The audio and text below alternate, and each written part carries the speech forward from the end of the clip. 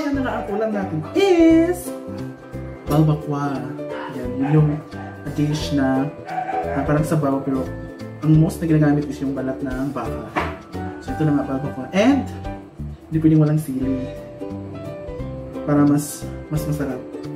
So nilagyan ng maraming sili. And luto ko ito ni tatay. So, thank you so much for cooking. So, itarigamas! Let's eat! Ayan. Kailangan may sabaw para mabasa. Ciao. Chin. Ang sarap nito kasi malambot yung baka. Nakuluan ng matagal na matagal. At yung sabaw is very oily din. Kain! Kayo, anong ulam niyo for dinner today? Comment down below.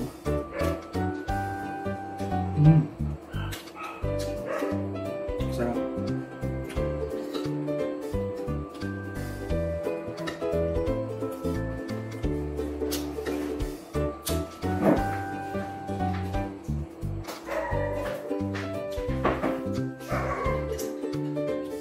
Ang sarap-sarap. Eh, nakadagdag yung anghang sa ano niya? Intensity.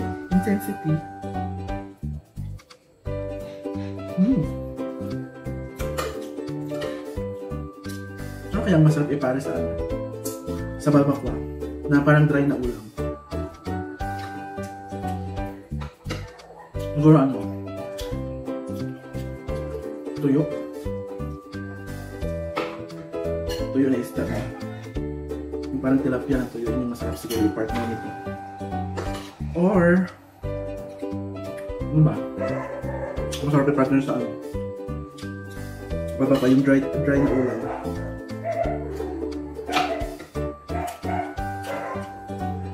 Siguro ano, fried fish. Good. Mag-early dinner na ako kasi galing ko natulog kanina. Pag-gising ko na gutom ako. So pag-inantay ko pa sila mamaya pa. So kumain ako. And baka mag-midnight stock na lang later.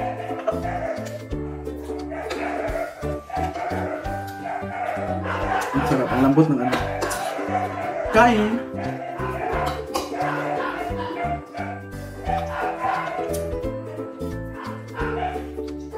Hindi ko alam kung saan nag-originate itong balbakwa.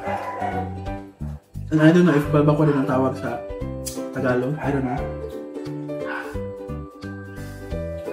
So mga, ang ulam dyan ay balbakwa din. Hi! Same.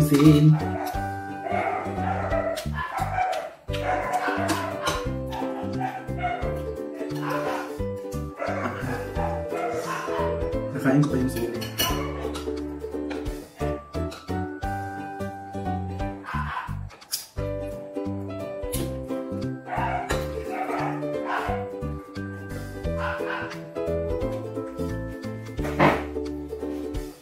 Oh, spread din. Ano naman? Diba? Pwede na akong order dyan. Parang tindahan ko yun.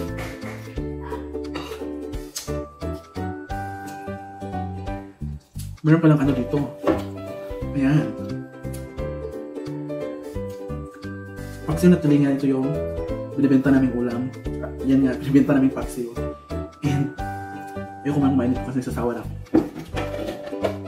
Yan yung pinapartner always sa ibang ulam. Ang anghang kasi.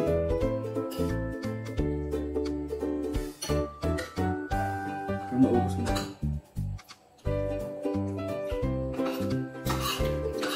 Sarap kasi ng balat, ang lambot. Balat ko kaya. Wala gamay. Kato na lang. Kay bidli. Na ano ko nabibidli. Ang tawag ng sa Tagalog yung bidli. Ang taba kasi ng ano. Ng baka. Pero alam mo yung mataba siya pero gusto mo pa rin kainin. Parang gusto mo kang kumain ng marami kahit. Kahit parang ano ka na. Ang tawag na uumay. I don't know what you call it.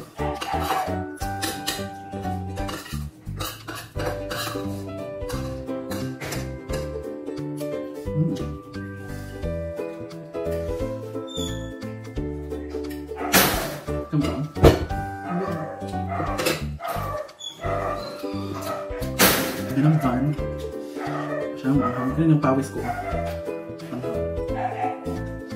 One more na lang. Itong buto. Ang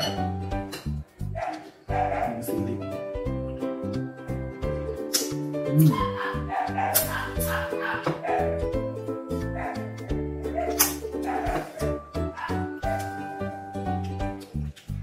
Ito yung masarap yung mga buto-buto.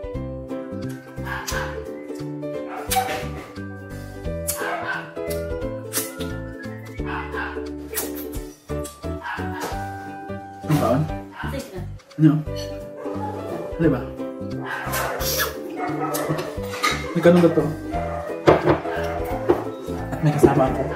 Miss Sarah Geronimo! Kain daw siya. Naku, inanghangan ko pa naman to. So, syempre, pinintay ko para mawala yung umay. Ang taba kasi ng balat.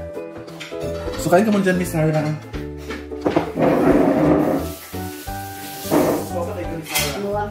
Why? Garam ko daw?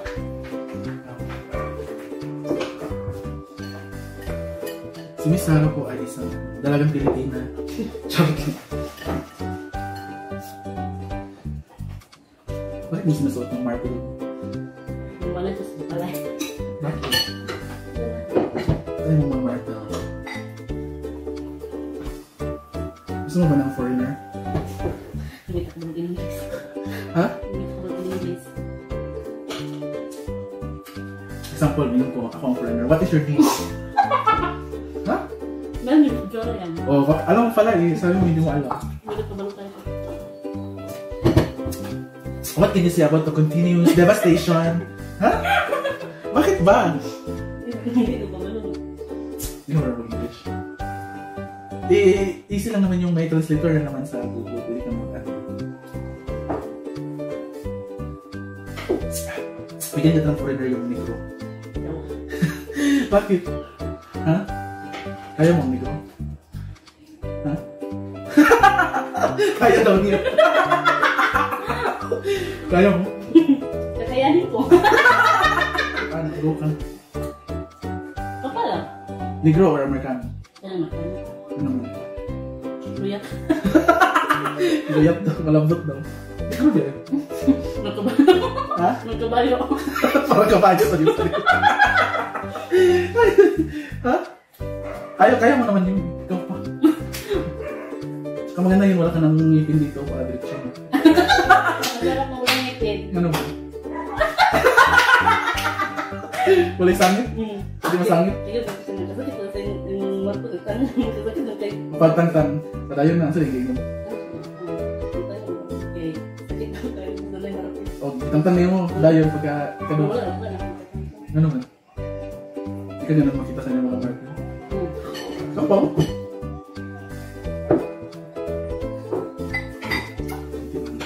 Sa ko.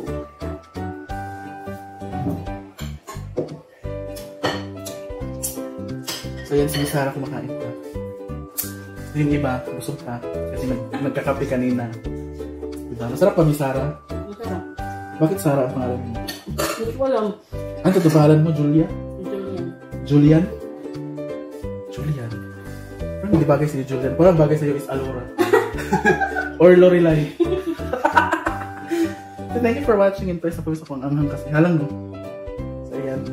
Thank you, Miss Sarah. Kamain ka lang dyan, ha? Kasi mag-ano ka pa sa negro. Bye! Thank you for watching.